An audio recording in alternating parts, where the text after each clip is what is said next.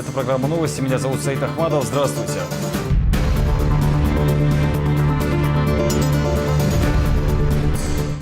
Победа на последней минуте. Вот он шанс к победу!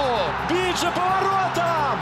Забивать! Гол 1-0! Это исторический момент для Кавказа, для республики, потому что в республике первый раз на Кавказе играла сборная России. Россия выиграла в товарищеском матче с румынской сборной. Умар Ярычев отметил юбилей. Умар Ярычев – это наша гордость, замечательный писатель, поэт. Народному поэту сегодня исполнилось 75 лет. Успех всей школы. У нас было желание показать, что работа в школе состоит не только из учебных результатов, но главными является воспитание человека. Директор одной из чеченских школ занял первое место во всероссийском конкурсе.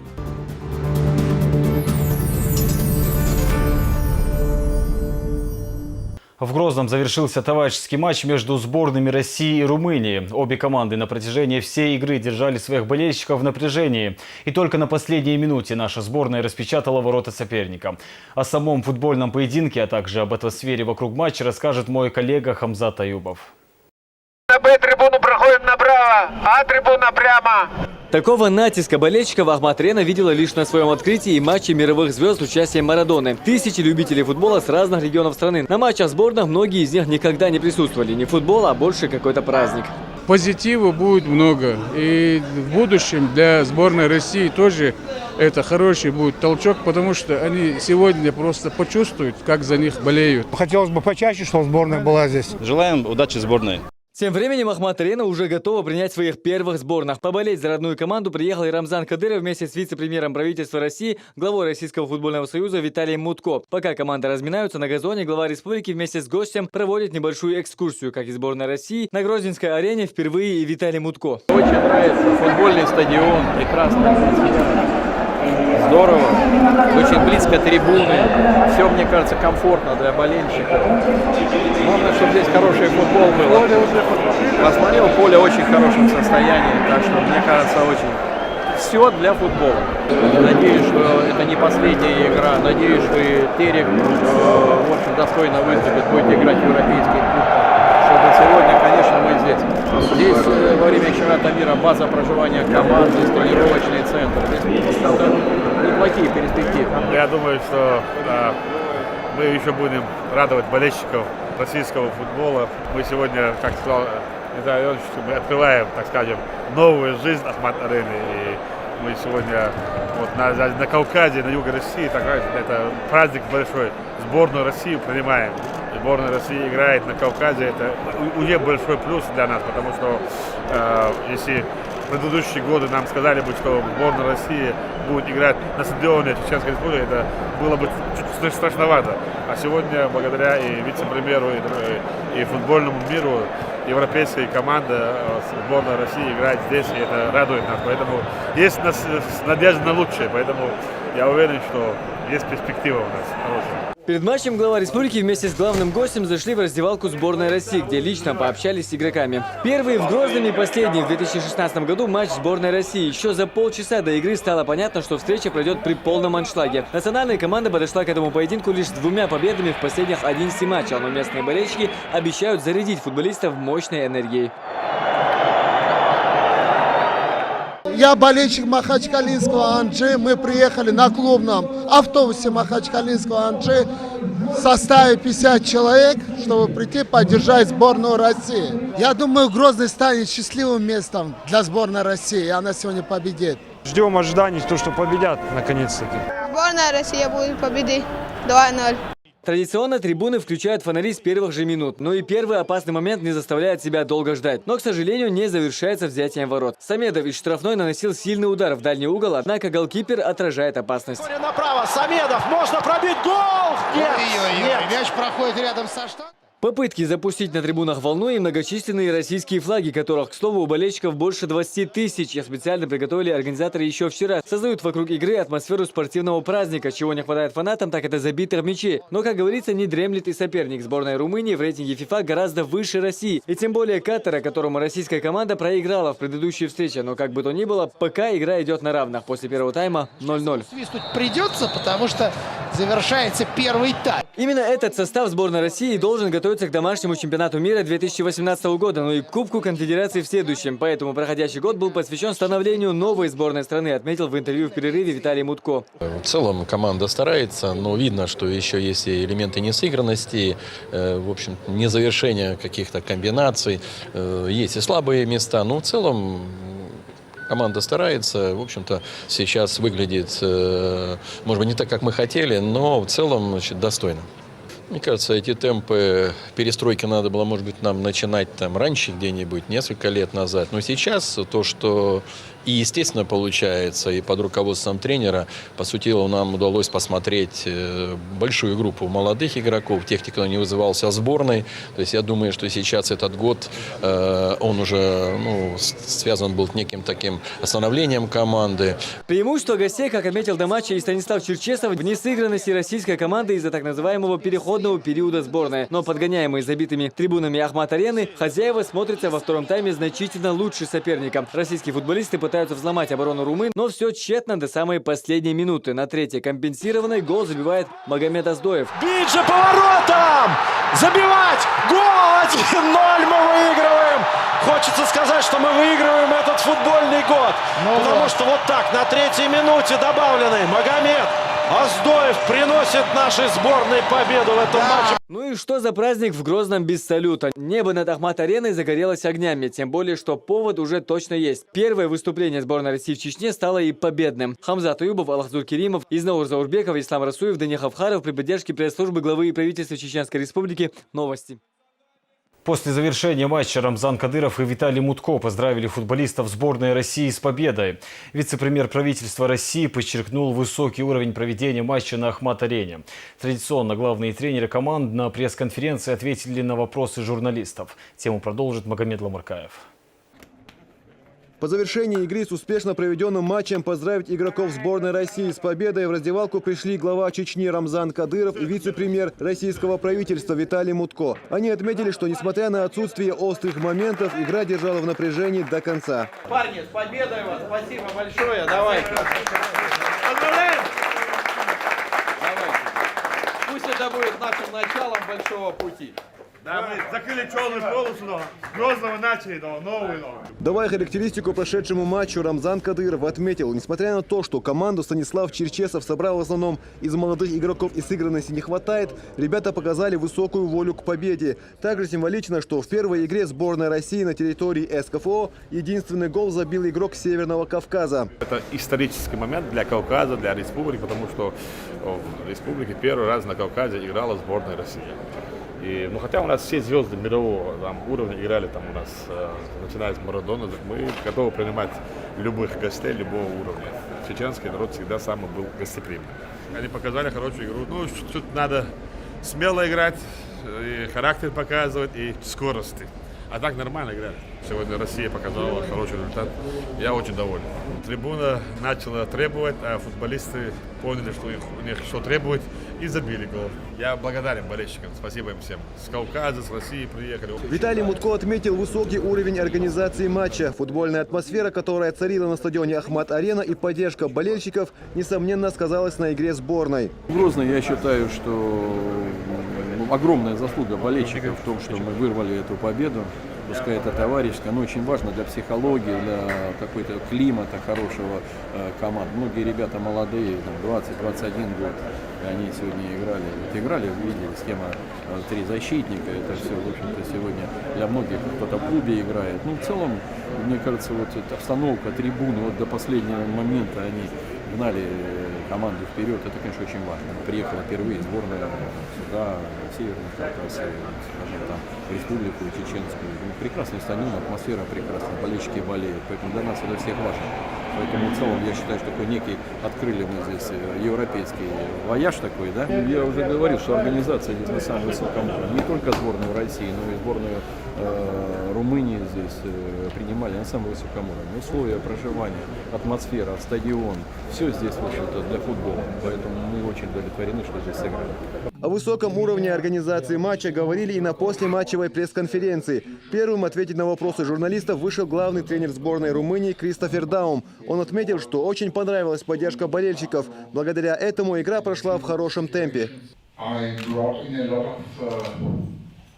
Хотелось бы сказать несколько слов по поводу атмосферы, по поводу того, как было организовано мероприятие. Мне очень понравился полный стадион, поддержка фанатов, поддержка именно болельщиков. Все прошло блестяще, я был впечатлен, и мне кажется, игра прошла на хорошем уровне. Затем слово взял главный тренер сборной России Станислав Черчесов. Сразу отметил, что болельщики сегодня в победу сборной внесли весомый вклад.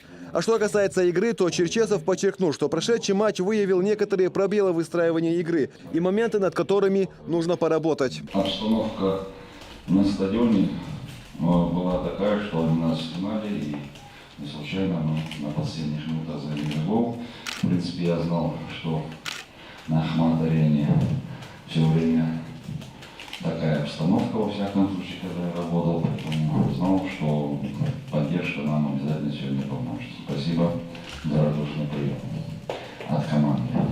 До этого матча сборная команда страны никогда не играла на территории Северного Кавказа. А решение, что в этот раз 8-й столицей, где сборная проведет свой матч, станет Грозный, было принято из-за благоприятных климатических условий. Но, как отмечают представители РФС, организация превзошла все их ожидания.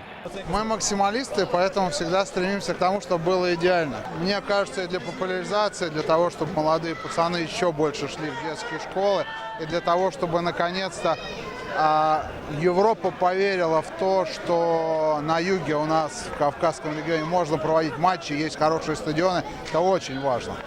Проведение матча сборной в Грозном стало приятной новостью для жителей не только Чеченской Республики, но и всего Северного Кавказа. Сегодня Ахмат-арена была площадкой своего рода центром единения болельщиков всей страны. Праздничное настроение украсила и победа сборной России. Благодарим руководство, которое, показало способность того, что мы можем проводить такие события в преддверии чемпионата мира по футболу. Первый раз я на матче, я очень доволен, что я приехал, что я смог сюда прийти, поболеть за сборную Россию. Я проживаю в Ингушетии. Сегодняшняя игра стала последней для сборной России в этом году. И то, что она завершилась победой для нашей национальной команды, придаст игрокам дополнительную уверенность. А это один из самых важных компонентов удачной игры. Магомед Ламаркаев, Ясмина Гацаева, Булат Баканаев и Зелим Закаев. Новости.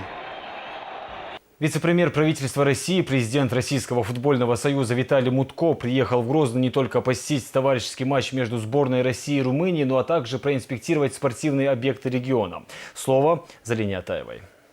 В очередной раз аэропорт Грозного принимает высокопоставленных гостей. С рабочим визитом в столицу прилетел заместитель председателя правительства Российской Федерации по вопросам спорта, туризма и молодежной политики Виталий Мутко. Гостей встречал председатель парламента Чеченской Республики Магомед Даудов. Первый пункт посещения Виталия Мутко в Грозном спортхолл «Колизей». Здесь проводятся крупные международные турниры по различным видам боевых единоборств. Концерты с участием звезд эстрады, модные показы, цирковые представления и другие мероприятия. Вице-премьер высоко оценил возможности спортивного объекта, подчеркнув, что такой ареной может похвастаться далеко не каждый субъект России. Кроме того, по словам Мутко, в Чечне любят спорт и умеют его развивать. Здесь спорт – это приоритет.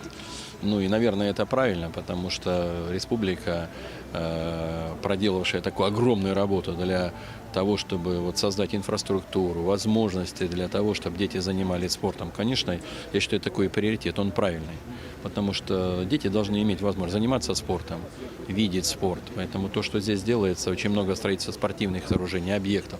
Вот я вам скажу, даже этот Колизей, который мы видим, сегодня не в каждом субъекте Российской Федерации мы можем видеть такой, в общем-то, объект, который способен не только здесь создавать условия для тренировочного процесса, но и принимать спортивные соревнования. Здесь уже были чемпионаты России, международные соревнования, Кубок президента по тяжелой атлетике, чемпионат России по греко-римской борьбе, боевые единоборства. То есть здесь, конечно, очень много возможностей. Поэтому в целом, конечно, этот объект, он очень впечатляет. Позже гости направились к обелиску памяти первого президента Чеченской Республики Ахмата Хаджи Кадырова. Гости возложили цветы, после чего для них провели экскурсию по музею. Следом зампред по вопросам спорта, туризма и молодежной политики в сопровождении членов правительства Чечни посетил автодром «Крепость Грозная». С момента его открытия прошел только год. За это время здесь прошли гоночные турниры регионального и всероссийского уровней. Кроме этого, на базе крепости Грозная функционирует малая академия скорости, где мастерству управления автомобилем обучаются дети. Также было отмечено, что совсем недавно была организована первая в истории региона гоночная команда «Ахмат Racing Team», которая по итогам прошлого чемпионата российской серии кольцевых гонок заняла 4-е общекомандное место. У нас особенность, еще одна особенность, то, что это юридически и федерация автомобильного спорта, и автодром в одном юридическом лице. Поэтому мы как общественная организация призваны развивать автомобильный спорт, привлекая молодежь, поддерживая команды, но одновременно выступая организатором соревнований. То есть у вас, в общем-то, есть детское направление, вы там ребята отбираете, и потом уже по всем классам вы видите юношеское. Сколько всего ребят у вас? Что? Сколько всего ребят у вас занимается? Ну, Малая академия скорости отучилась порядка 92, там, 93 ребят, потому что ребята приходят, уходят, там некорректно называть точную цифру. А в конечном итоге по завершению вот этой обучающей программы 4 ребенка, а это уже достижение автомобильного спорта, 4 ребенка пришли в автомобильный спорт, уже не участвуют в чемпионате Северо-Кавказского федерального округа, Южного федерального округа. После посещения автодрома столичная делегация отправилась на стадион «Ахмат-Арена». Залина Атаева, Муслим Типаев, Ислам Расуев. Новости. Позже делегацию во главе с Виталием Мутко принял глава Чечни Рамзан Кадыров. В первую очередь гостям показали макеты крупных проектов, которые реализуются в республике. Это Международный учебный центр по подготовке сил специального назначения. Строительство объекта уже завершается. По словам Кадырова, это единственная площадка такого уровня, которая будет оснащена самым современным оборудованием. Подготовку здесь смогут пройти сотрудники силовых подразделений из разных стран. Также Мутко показали макет многофункционального комплекса «Ахмат Таур». Дальше торгово-развлекательный центр, вот прямо там. Вот это уже действует. Фонтаны, парк. Это действующий. Вот это да, все. Это все есть, а это все делается. Мы сейчас уже сваю забиваем, уже плиту начинаем. Сваю заполнили, да. Вот это мы были, это как мечеть. Раз мечеть. Да, мечеть, что мы останавливали. Это вот центр гостиницы. Да, офис-центр. В республике стремительно уменьшается число безработных. Министерство труда реализовало программу, которая позволила трудоустроить с начала года 12 тысяч жителей региона. Потенциальные работники могут не только найти новое рабочее место, но и пройти профессиональное обучение, продолжит Элина Алиева. Это предприятие простаивало уже несколько лет. Только недавно, благодаря господдержке, удалось вновь запустить производство. Аргунский комбинат объединяет 3 цеха – элеватор, мельницу и комбикормовый завод. Работу здесь получили 150 человек. В их числе и Амина Хумаидова, которая устроилась оператором нижнего пульта. Устроилась я недавно, работаю уже 3 месяца. Устроилась через Центр занятости населения. Давно уже не работала, уже года 3 не работала. Подала заявку, несколько раз подходила, посматривала вакансии. Устроилась на эту работу и очень довольна.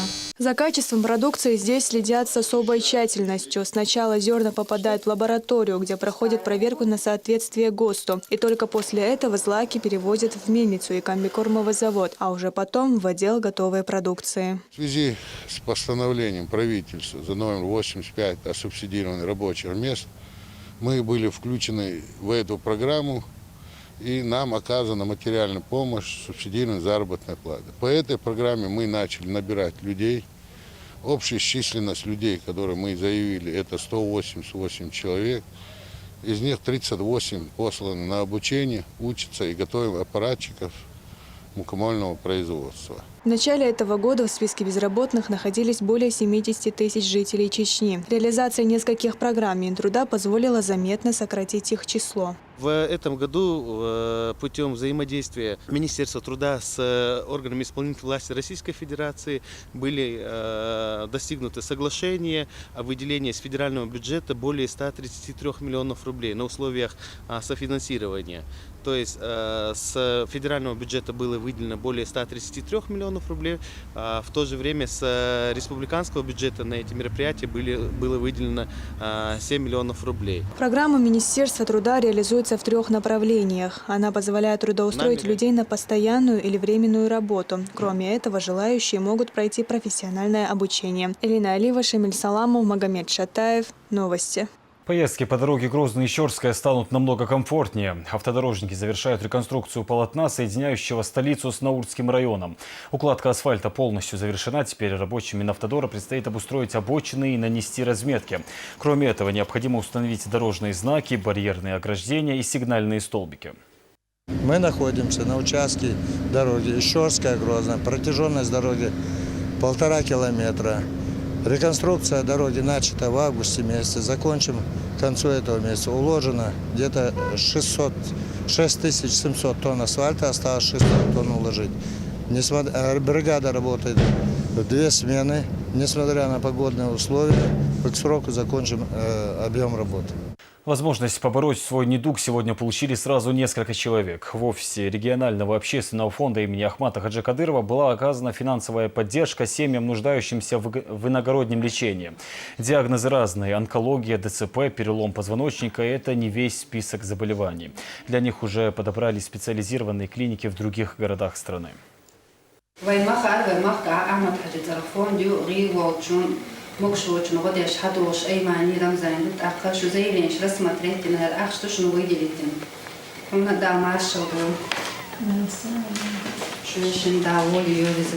Умару Ярычеву 75. Творческий вечер, посвященный юбилею народного поэта, состоялся сегодня в Грозном. Поздравить юбиляра в актовом зале Дома печати собрались почитатели его творчества, друзья и представители творческой интеллигенции. Собравшиеся отметили, что Умар Ярычев является продолжителем лучших традиций творчества основоположников и классиков чеченской литературы. Умар Ярычев – это наша гордость, это замечательный писатель, поэт, который пишет свои произведения на русском и чеченском языках. Произведения Умара Ярычева изданы в Европе, на Ближнем Востоке, в Китае. Это замечательный поэт, который известен всей России. Это поэт, который прославил наш язык, который воспел нашу историю, показал правду и судьбу нашего народа. И сегодня мы гордимся, что у нас есть такой блестящий поэт. Напомню, творчество Умара Ярычева в современной чеченской литературе занимает одно из лидирующих мест. Его имя хорошо известно не только в Чечне, но и далеко за ее пределами. Он является автором 18 поэтических сборников на чеченском и русском языках. Песни на его стихи исполняют такие известные певцы, как Али Димаев, Магомед Исаев и другие. Выступления и поздравления гостей сопровождались музыкальными номерами. Не обошлось и без подарков.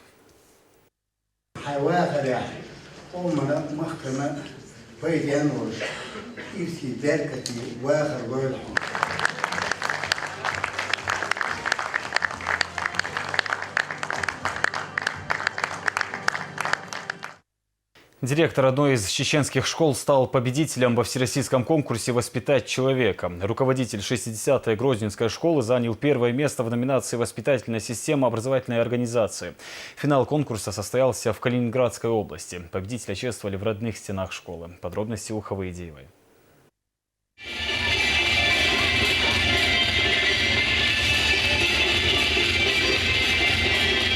Это не 1 сентября, и уж тем более не последний звонок. Праздничная линейка, разноцветные шары и танцы. Все это в честь главного наставника школы Саид Хасана Хаджиева.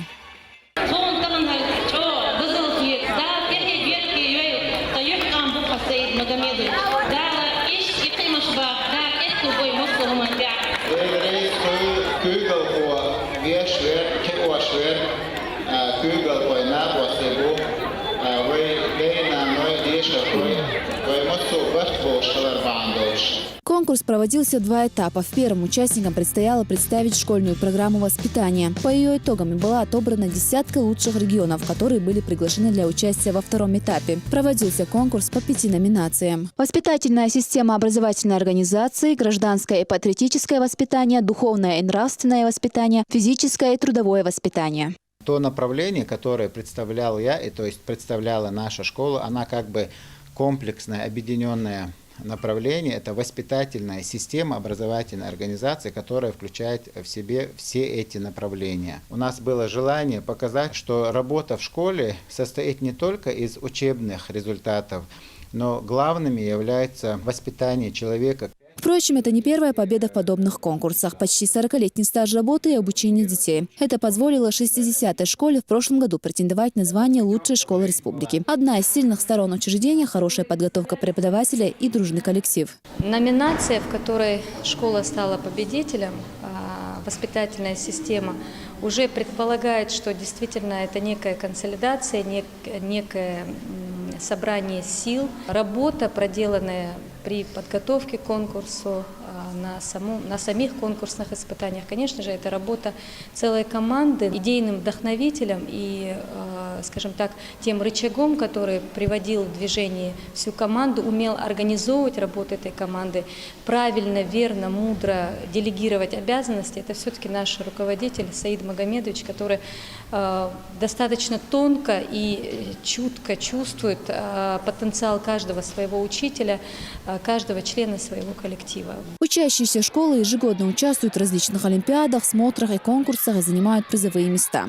Здесь уверены, что только коллективным трудом можно добиться таких результатов. Наша школа требует от нас знаний, смекалки и, конечно, упорного труда над собой. И поэтому мы постоянно участвуем в различных конкурсах и занимаем призовые места. Рассчитана школа на 2058 учеников, которые занимаются в 2 смены. Есть актовые спортивные залы, также функционируют различные кружки, где дети развивают свои творческие способности. Особой гордостью школы является единственный в республике кабинет релаксации, где преподаватели получают психологическую разгрузку. Это кресло для отдыха. Здесь они могут расслабиться. Мы какое-то время выключаем музыку, и учитель как бы расслабляется.